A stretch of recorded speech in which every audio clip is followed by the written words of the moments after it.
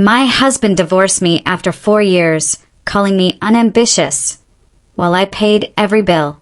He demanded my house and car, bringing his new girlfriend to plan renovations. But he forgot I own everything. I paid his $89,000 debt, funded his fake consulting business, and kept it all in MY name. The morning he expected me to move out, I changed the locks instead. Now he's living in his car, and what the judge said in court destroyed him completely. Before we start, make sure you're subscribed and comment where you are watching from, because this gets wild. Here's what happened. I need to tell you about the day my marriage ended over the most ridiculous accusation imaginable, and how my ex-husband learned a very expensive lesson about reading the fine print. But I'm getting ahead of myself. When I married Ethan 4 years ago, he was charming, ambitious, and drowning in $89,000 of business school debt. He'd just gotten his MBA and was full of big ideas about starting his own consulting firm. I was a CPA making solid money, and I genuinely believed in his vision. So I made a decision that seemed romantic at the time, but would become crucial later. I paid off his student loans as a wedding gift. All $89,000. Cleared it completely using my savings and a small inheritance from my grandmother. Here's what Ethan said when I did it. This is just temporary, babe. Once my firm takes off, I'll pay you back double, triple. You're investing in our future. Here's what actually happened. Ethan spent 4 years building his brand while I worked 60-hour weeks. His consulting firm got exactly 3 clients in 4 years, making a grand total of $8,500. Meanwhile, I paid our mortgage, our car payments, our insurance, everything. But Ethan was a dreamer. He'd spend entire days networking at expensive coffee shops I paid for, attending business seminars I funded, creating pitch decks for clients who never materialized. And every time I gently suggest maybe he should get a regular job while building the business, he'd accuse me of not believing in him. You're supposed to be my partner, he'd say. Partners support each other's dreams.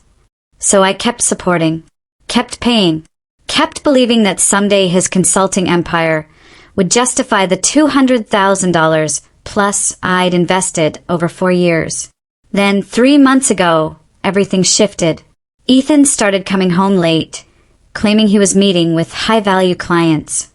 He became secretive about his phone, started dressing better, wearing cologne, hitting the gym obsessively. When I asked who these new clients were, he'd get defensive. You wouldn't understand the level I'm operating at now, he'd say. I'm networking with people making real money, not just pushing papers like you. Pushing papers. That's what he called my job. The job that paid for the roof over his head. 2 weeks ago, he came home with divorce papers. I was in the kitchen making dinner. His favorite, ironically, when he walked in with that serious expression people get when they're about to blow up your life. Rachel, we need to talk. I'm filing for divorce. I actually dropped the spatula. What? Why? I've outgrown this relationship. You're too comfortable, too complacent.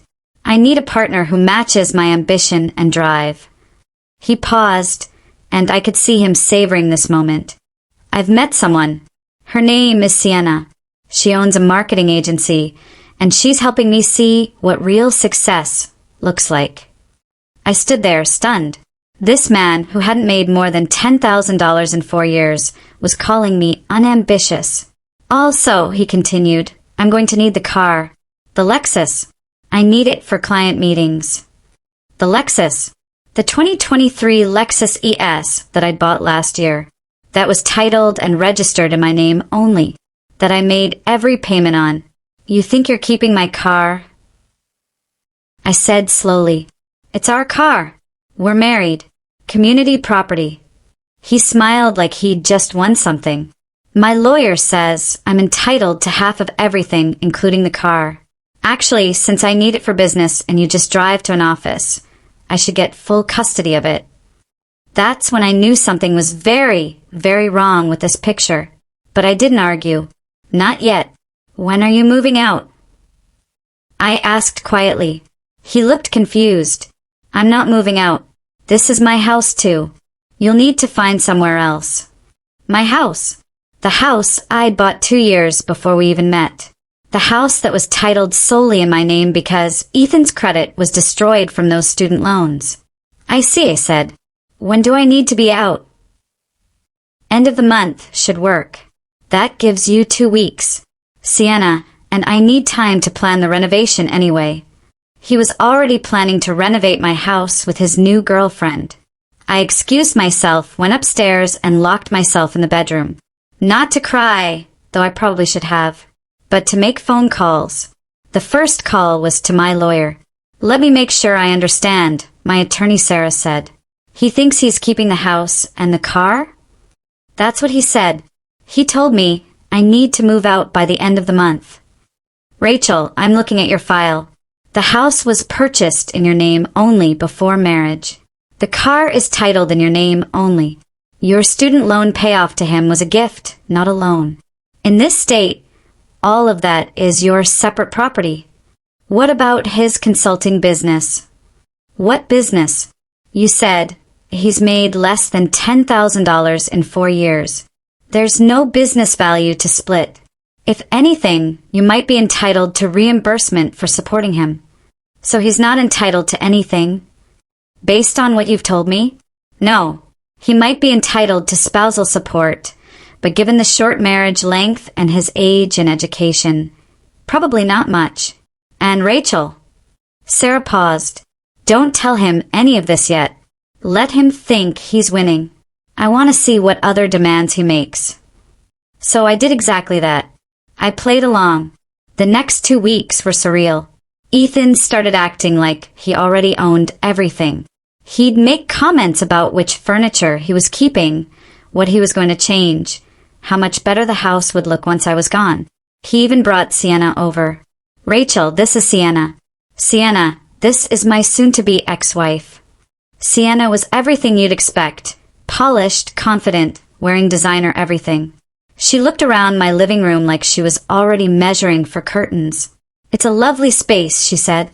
It has so much potential. Ethan's told me all about his vision for updating it. His vision for my house, I said pleasantly. How nice. She looked at Ethan, confused. He jumped in quickly. Community property, remember? We'll sort out the details in the divorce. They spent an hour discussing renovation plans. Knocking down this wall, updating that fixture, converting my home office into a podcast studio for Ethan's consulting brand. I smiled and nodded and took mental notes of everything they said. The divorce papers Ethan filed were a masterpiece of delusion. He was demanding.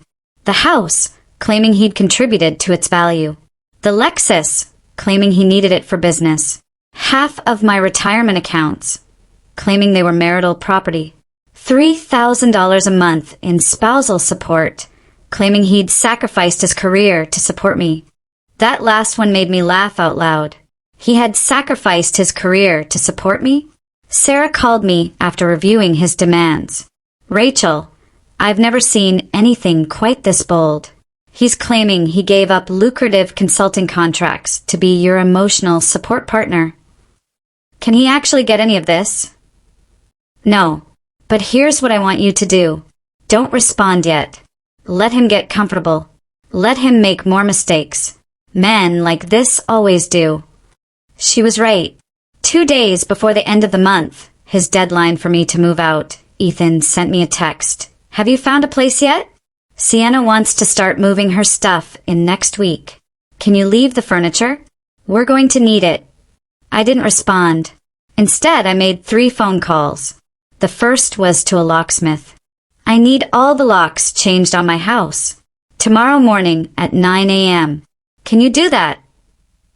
The second was to my car insurance company.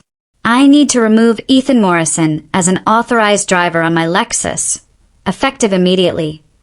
The third was to my bank. I need to remove joint access from my checking account and change my PIN.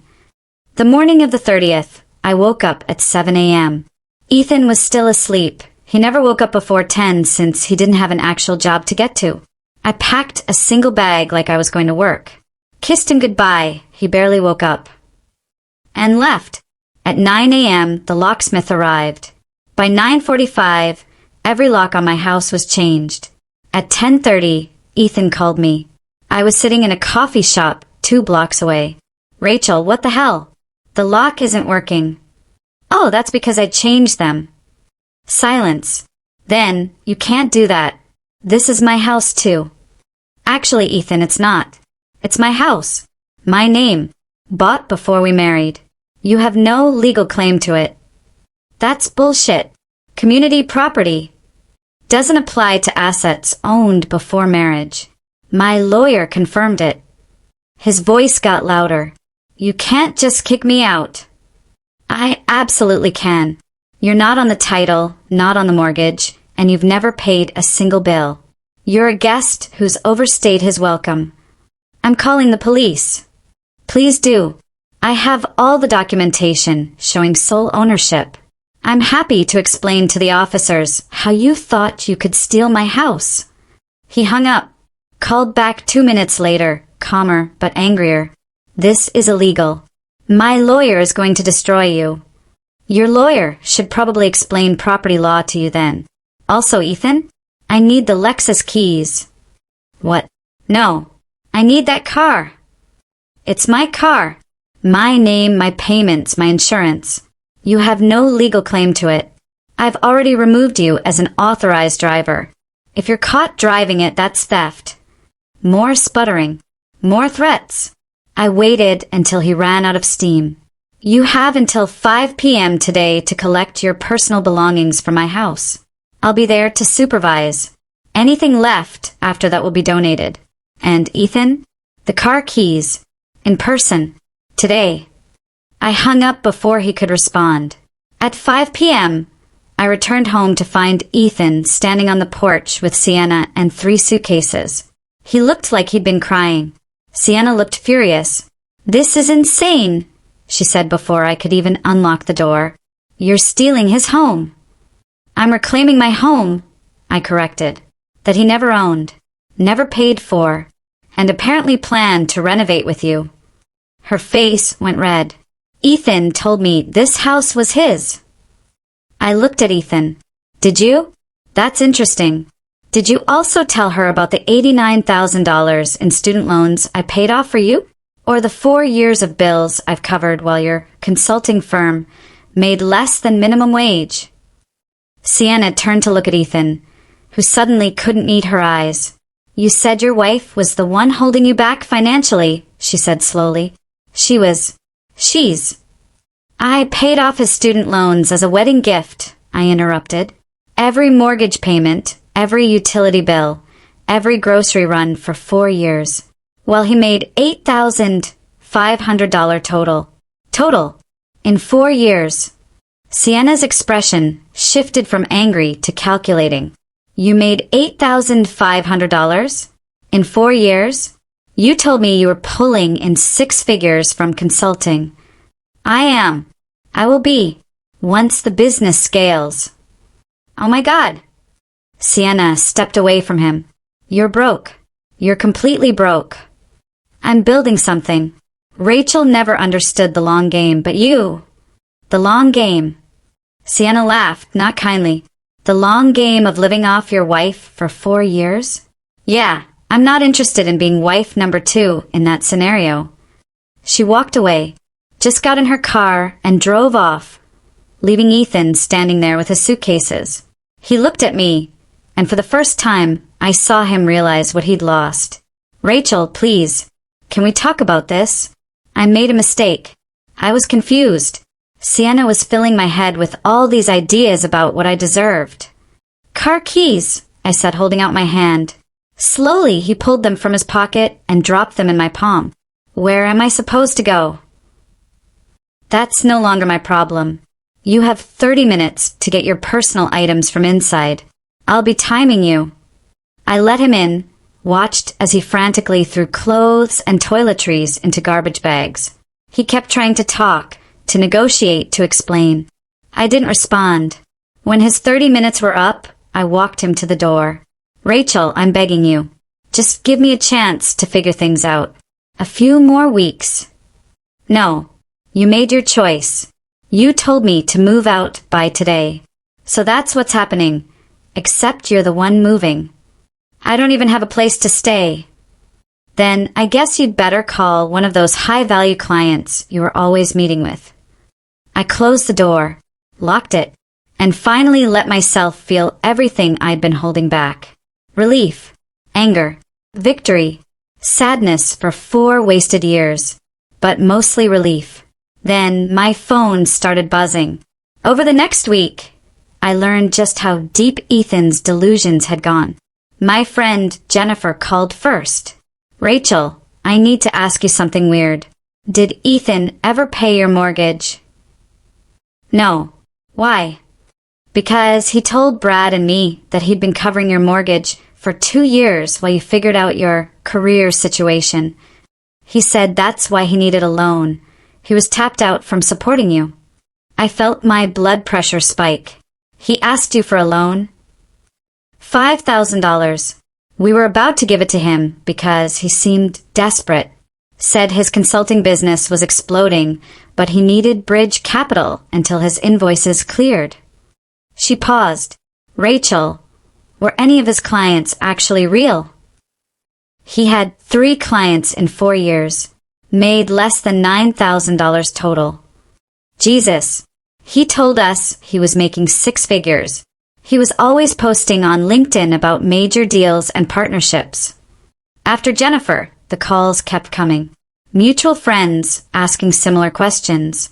Ethan had apparently spent months borrowing money from people, using me as his sob story. "My wife doesn't believe in my business, so I need to bootstrap it myself. My wife controls all our money, so I need outside investors. My wife is trying to shut down my consulting firm." He'd collected $14,000 from various friends and family members. None of it went to his business. It all went to maintaining the lifestyle of a successful consultant. Expensive coffee, business lunches, designer clothes. Sarah, my lawyer, had a field day with this information. "He's running a con. And in your divorce filing, I'm going to make sure the judge knows about every dollar he scammed." She paused. "Rachel, do you want to pursue criminal fraud charges?" "Let me think about it." But before I could decide, Ethan made everything worse. His mother called me. "Rachel, dear, I need to understand what happened. Ethan is telling me you kicked him out with no warning, took his car, and stole his business assets." I'd always liked Linda. She'd been kind to me, always taking my side when Ethan got too carried away with his schemes. "Linda, can I send you some documents? I want you to see the actual facts." I sent her everything. House deed showing my sole ownership from before marriage. Car title in my name.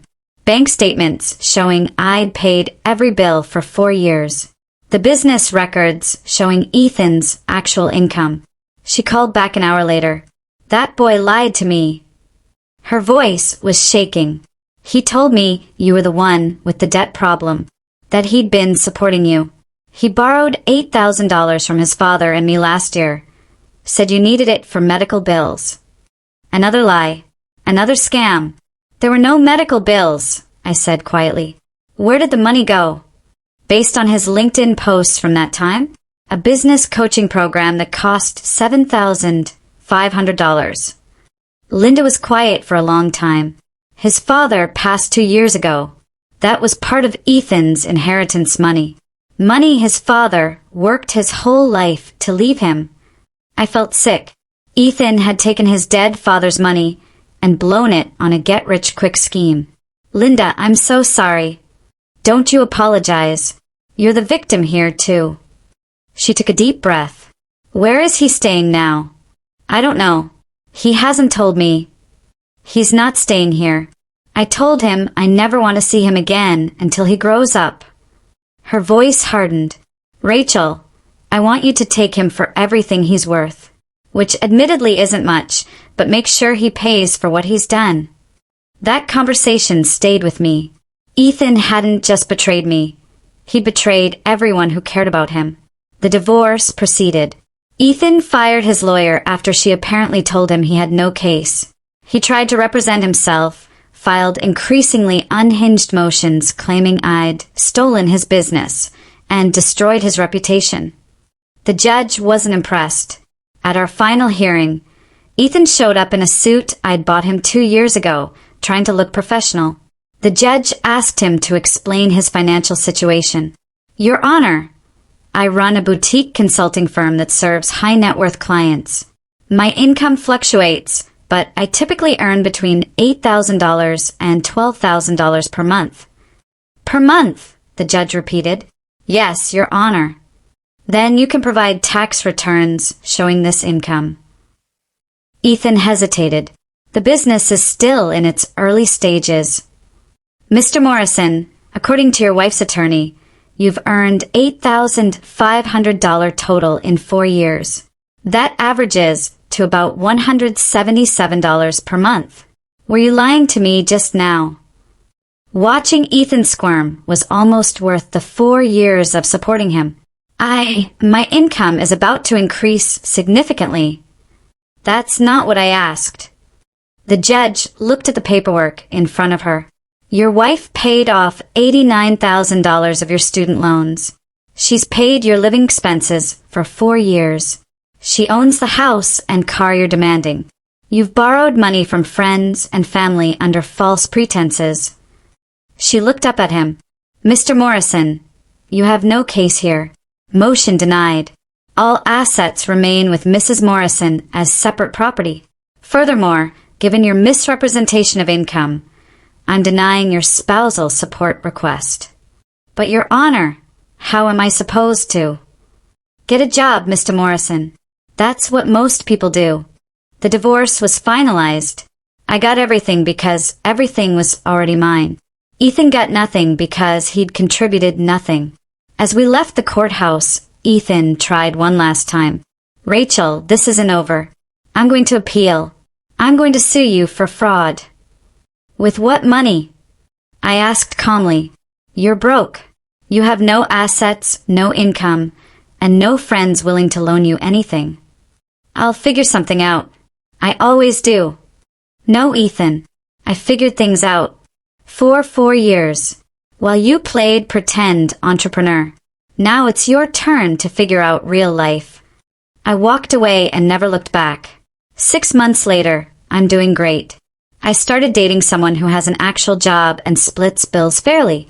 I got a promotion at work. I'm renovating my house, my way, not Ethan's delusional vision. As for Ethan, I heard through the grapevine that he's living with his college roommate, working as a barista, and telling anyone who'll listen that his evil ex-wife destroyed his business and stole his assets. The funny part? Some people believe him, until they Google his name and find the local news article about our divorce case, titled "Man Demands Wife's House After Living Off Her for 4 Years." Turns out judges' rulings are public record. So is Ethan's complete lack of income and assets. He called me once, 3 months ago, drunk and crying. Said he made a mistake. Said Sienna wouldn't even take his calls. Said he'd lost everything. I said, "You never had anything to lose, Ethan. It was all mine. You just forgot that." Then I blocked his number. Sometimes people ask if I regret the 4 years I spent supporting him. Honestly, no. Because those 4 years taught me the most valuable lesson of my life. Never confuse supporting someone's dreams with letting them live in a fantasy world. And never, ever marry someone who doesn't understand the difference between ours and yours. Especially when everything is yours. If you enjoyed this story, hit that like button and let me know in the comments. Would you have done the same thing, or would you have handled it differently? And if you want more stories like this, subscribe and turn on notifications because trust me, Karma has been very busy lately. Thanks for watching, and I'll see you in the next one.